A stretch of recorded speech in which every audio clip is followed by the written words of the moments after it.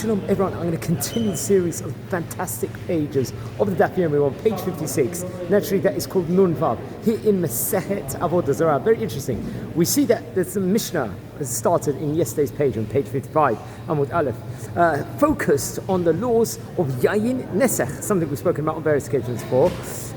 Wine forbidden to Jews because it has been, let's say, sacrificed as a libation to pagan idols. Now, due to this concern, the rabbis forbid all wine with which non-Jews come in contact with.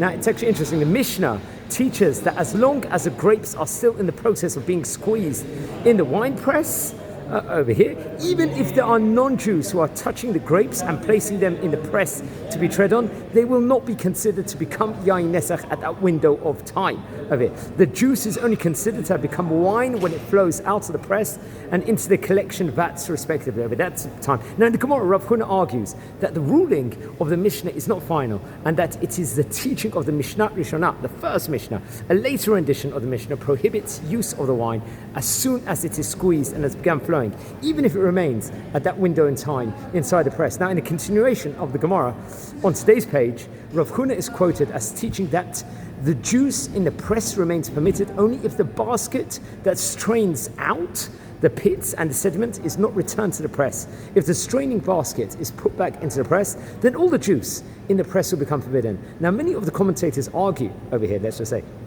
and they will come in this ruling. Rav Huna is over here, you could say, explaining the position of the Mishnah Rishonah according to the juice in the press would ordinarily remain permitted. Now, the Ramban, however, understands Rav Huna's original ruling in a different fashion over here. And the juice in the press, which is not considered to be wine, will not become forbidden simply because it was flowing into the wine in the collection vat.